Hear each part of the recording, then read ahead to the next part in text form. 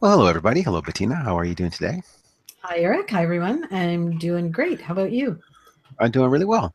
I have this fly in my room, and it's been here for 2 days, and he's really hyper. Like I can't. He doesn't sit still, and I'm having to use like all my spiritual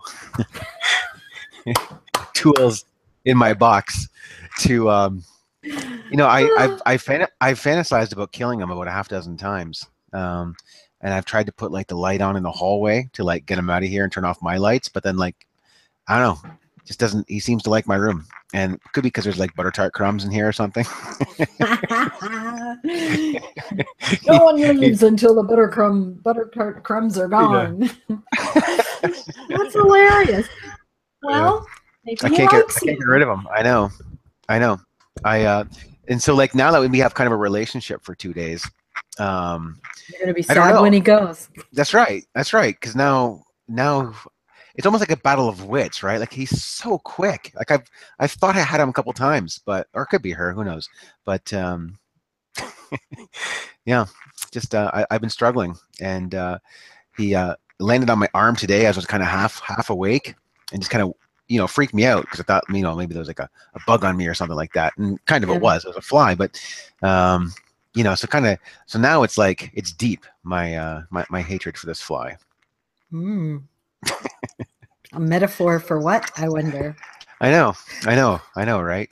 If we could examine that, but how you been? I know that you Yeah. weren't feeling so well last week physically. Yeah, I guess I had a bit of a bug, and I I had a project to finish, and so Thursday, well, I went to choir on Wednesday. I was feeling kind of on Wednesday night, but I went to choir and to get that. I thought, no, I can do this. If I have to go home early, I'll just go and set up, and then I'll come home early. But once I got there, I felt okay. And then Thursday, I had to get up and finish the cape I was working on, and I got up, got Peter sorted for breakfast, and then I was like, mm-mm, I can't do it. Hmm. So I thought, okay, I'll go have my shower. I'll feel better after my shower. I got up there, I went to get in the shower, and it's like, no, I got to go lie down. So I went and lied down, got up, had my shower, had to go lie down again. And then I went, okay, I absolutely have to get it done because I'd done the final fitting on Wednesday and she was picking it up Thursday night. So I absolutely had to get it done. And there wasn't much to do, it was just the finishing up stuff.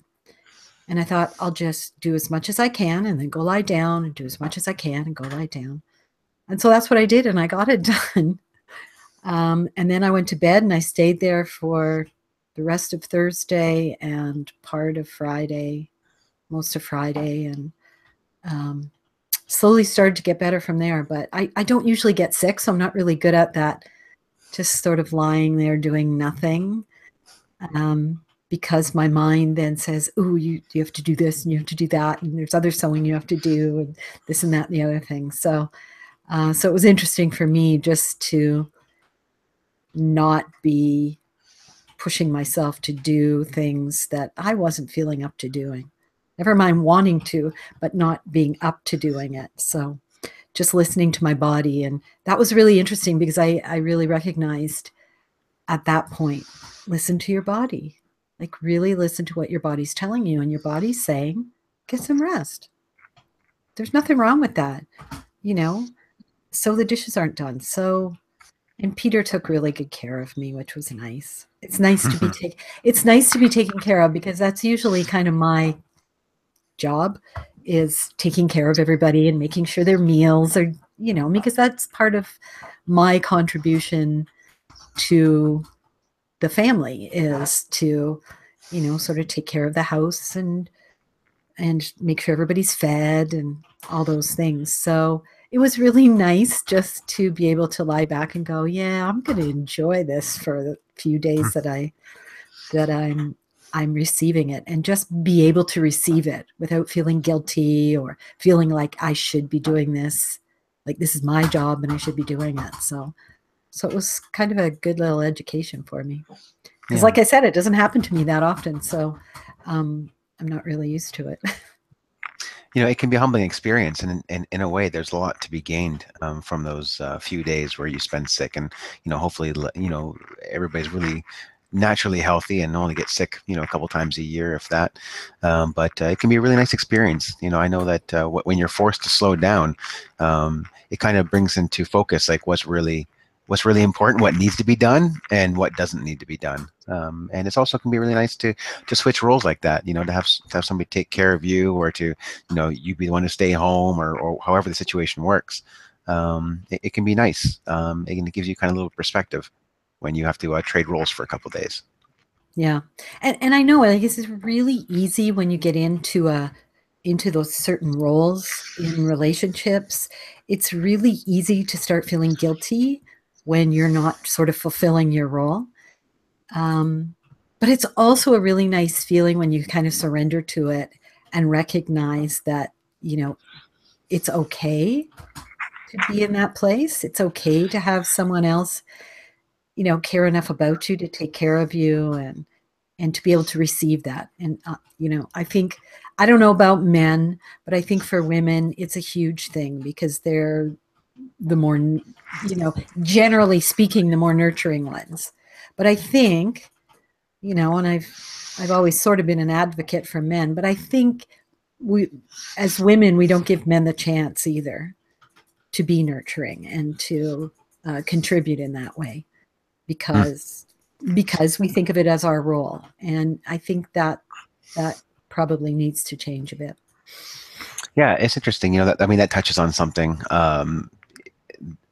Something that I certainly see, and that nurturing role, while it can be, a natural feminine role to play, sometimes it bleeds out over into when you say we don't let men be nurturing, because it's generally assumed, I think you can say generally enough, that women are more the experts than men, and women are given more credence when it comes to their ideas surrounding nurturing, that sometimes men aren't given enough of a rope to do it in a way that they would do it. And I'm not saying it's better over the course of 20 years, so as far as raising a child, because they're but dissected, when the opportunity arises, then yeah, I think it's really great to give a man autonomy, to play the nurturing role. And I think some really valuable things can be gained from it, whether or not you're sick, or whether it's a child in a man's care. I think that our society has maybe swung the pendulum a little much, to the and through necessity a lot of times, but also just through general ideas are on the subject, that women are the caretakers and men are supposed to just cede that decision making all the time. Yeah, and that's really old thinking. I mean, that was happening in the, 20 early half of the 20th century. It was, when men went out to work and women stayed home and took care of the kids and the family and the home. And when the husband came home, you handed him his slippers and his pipe, and he sat down and read the paper or whatever. And you kept the kids out of the way, and you served him his dinner and things like that. I mean, but that's things have changed so much, and more women are out in the workforce. Way more women are out in the workforce, and I think roles are changing, but it seems to be so slow. It seems to be such a slow process to get out of that. And again, I think it goes back to that ancestral patterns that we were talking about a few weeks ago, where um, we don't question those patterns. They're just ingrained in us, and without questioning them, we default to them, and we don't really question, is this really serving me and my relationship and the people in my life, um, in a healthy and in a more enlightened way um, than doing it the old way, which you do by rote, right? And you don't even think twice about it. But I think it is something that we need to think about, and it is something that we need to really consider changing, if in fact we are following those old patterns. Hmm. I think, you know, as we think about situations where it becomes necessity, and there's a lot of situations, you know, in modern day society where a lot of families aren't together. That number keeps growing, and so it becomes like a single parenthood job where you're trading the kids back and forth in a lot of situations. And I think, you know, where people don't care, or where men don't care, yeah, they do a really poor job of taking care of the needs, or the emotional needs of others. But where they do, and where we can in a healthy way challenge them and give them the space to do it as they see fit, I think there's a lot of growth and a lot of positive area that can be moved into as we recalibrate, you know, how the sexes interact. Yeah. Yeah, absolutely. And I think you're right. You know, the times and the way life is now is sort of pushing us into that place of really being more questioning about it and being more proactive about taking on roles that are non-traditional. You know, I remember when I was a teenager, I can remember we all had to take turns doing the dishes, and my younger brother one night said, um, I don't think I should have to do the dishes anymore. That's really not a guy's job. And I take out the garbage. So why should I have to do the dishes? And my father said, yeah, you're right. Okay, you don't have to do the dishes. I was furious.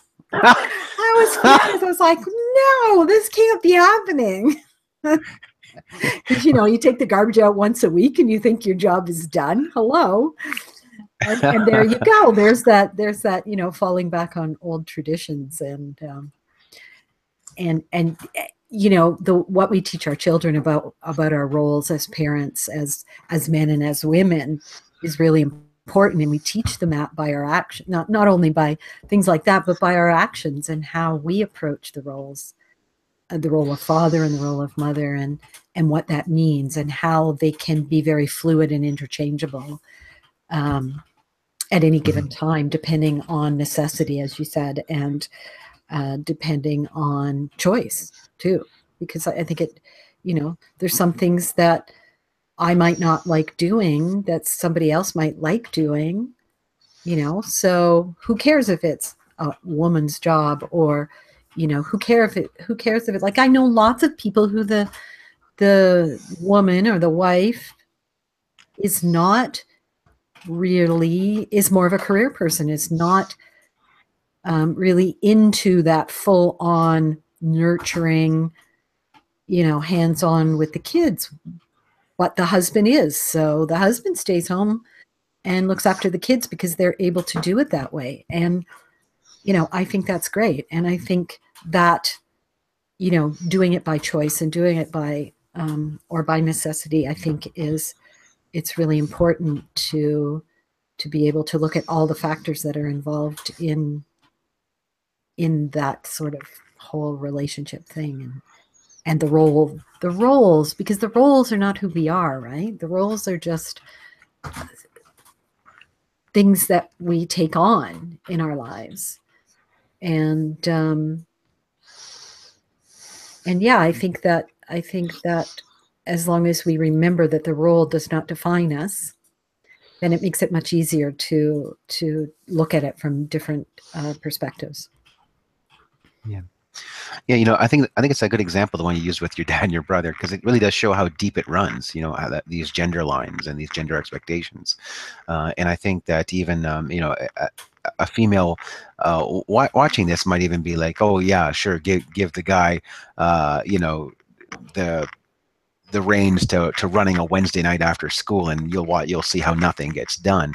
And you know, that is really just two unhealthy paradigms meeting. You know, because one is, I don't trust you enough to that you get it done, and the other one's like, well, you know, this is all I can accomplish. And I think that we've really fallen from an optimal place as far as interacting and providing that the way that we can contribute to that dynamic, where we can have the masculine and feminine come together to create a nourishing environment for emotions and for emotional growth, whether it be for just two people in a relationship, or whether it be that including children. And I think the more it's almost like politics in a way. The more divisive we get on either side of like, you know, it needs to be done this way, you know, how there's resentment, a real systemic resentment towards men as far as doing enough work around the home, let's say. Um, and while it's absolutely not true in every case, I do feel like that sentiment is out there on the whole between the sexes. There's this little bit of a rift. And I think the questions have been asked about how to bridge that over the past few decades, because we're acknowledging that it doesn't work well when the tasks are just 100% delineated between two people, and there's no crossover. And I think what we're arguing about is how there is that are arguing for is that there can be great benefit in that crossover, if we can put our resentments aside and approach the problem new without bringing all the baggage of the past. Because that's absolutely true. That example where your brother says, well, I take out the garbage, I don't have to do the dishes because I'm a guy, and the girls are like, that's totally unfair because taking out the garbage takes 4 minutes at most, and doing the dishes every night takes at least 10, and it's 7 times a week. And that's just, is false equivalency to say that I take out the garbage and you do the dishes. That's not true. And I feel like that runs deep, and there's an emotional, and you almost want to fight and say no. And even, you know, I can even see the emotion in your face. Your dad's, you know, gone, and that's how many decades ago. But like, it's still, there's still an emotional pull there, and it's difficult to approach you know, if we're going to look for a new way to organize society or a new way to organize relationships in a way that benefits everybody, not only people involved, but anybody around that relationship. You know, those things have happened, and we need to acknowledge them. And you know, the patriarchy does need to acknowledge the things that they've abused, but to shut them out as a result is also not the right answer. Yeah, yeah, and I think, you know, giving up the reins a bit, as far as, you know, if the husband or the male partner wants to help out, and you say okay, but then you keep telling them how to do it and that it's not good enough, and then it's like, you know, he's not going to want to offer to do it again.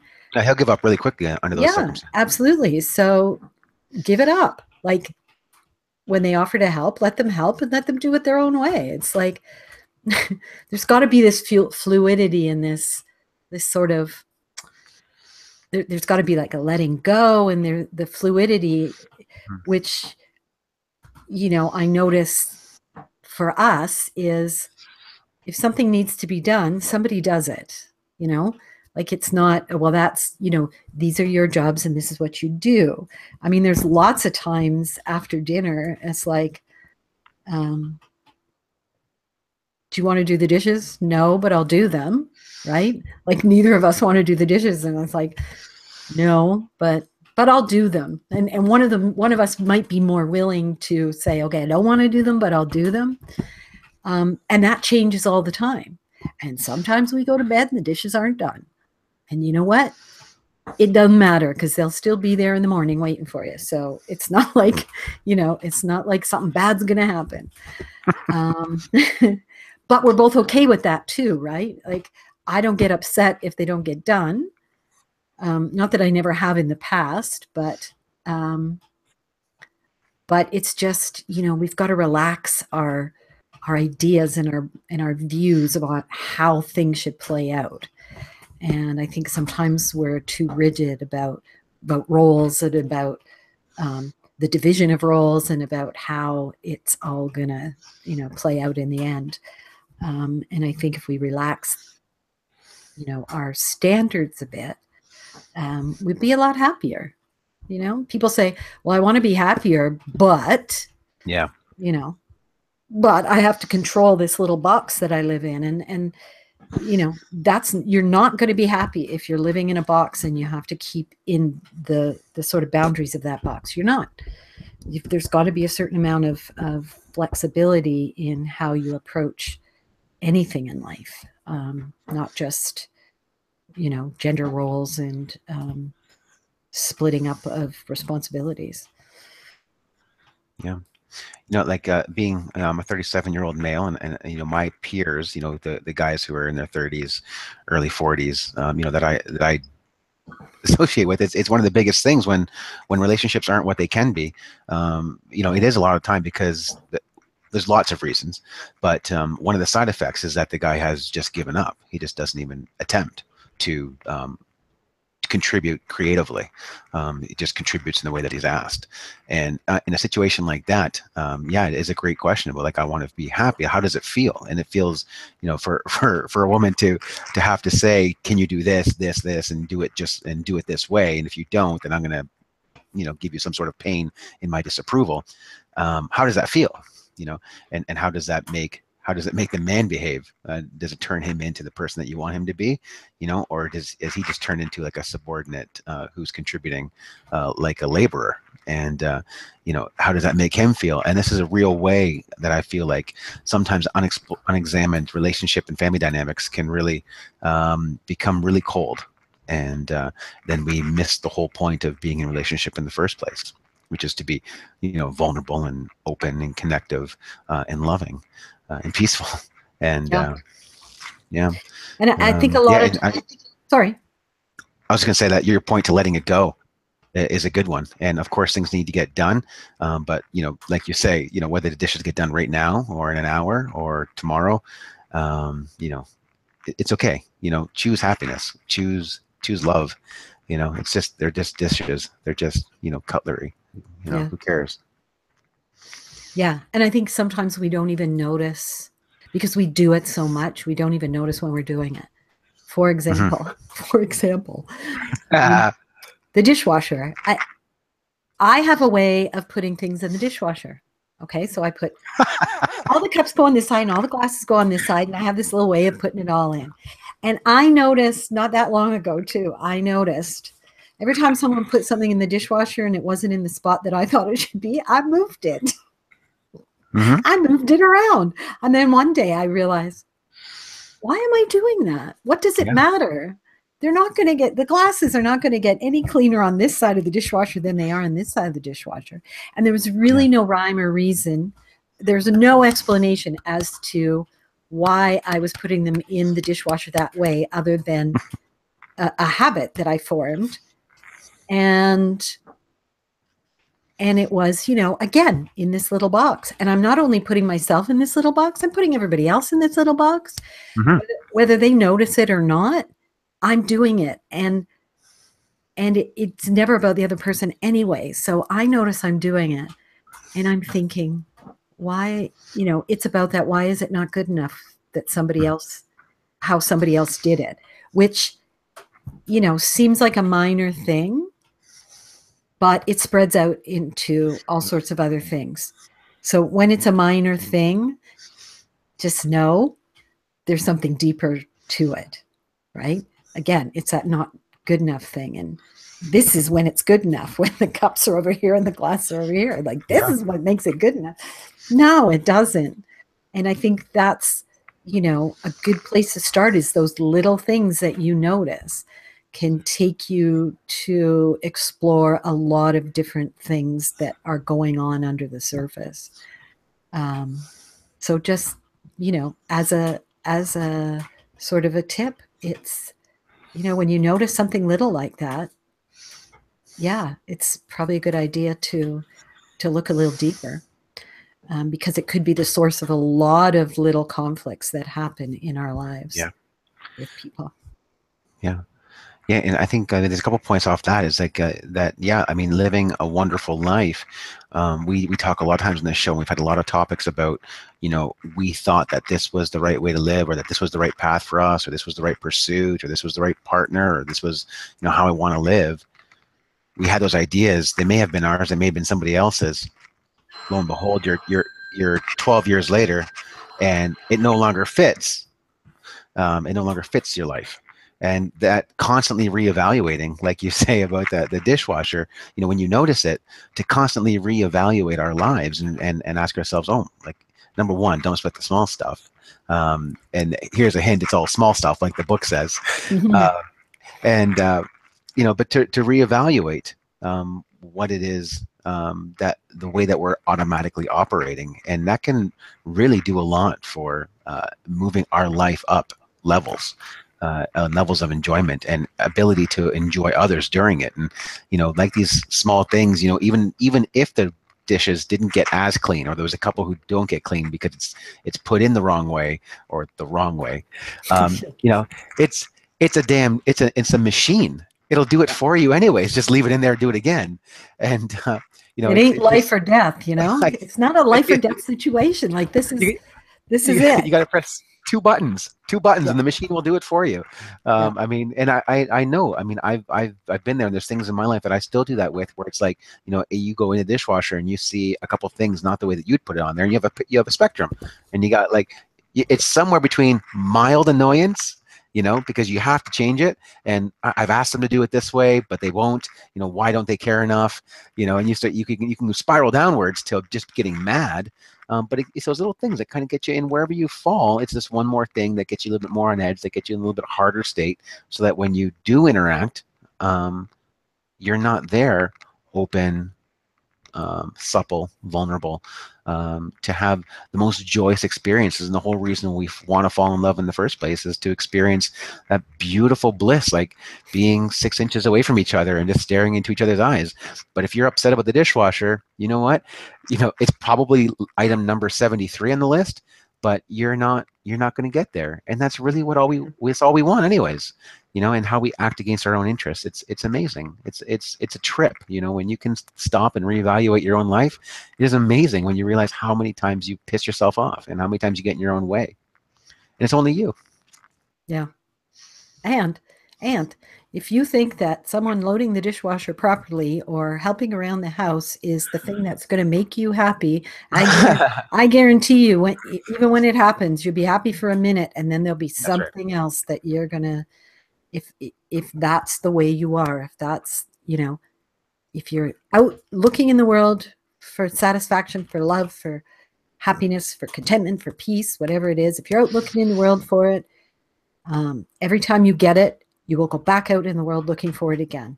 Yeah. And the best and most sustaining way to do it is to look inside. Yeah. If you're upset by that, that's a default setting. That's not other people. That's your setting. Exactly. Yeah. You're looking for problems. Indeed. Well, here we are at half an hour, Bettina. How do you feel about finishing us off with a meditation today? I will most definitely do that. So let's close our eyes and take a deep breath.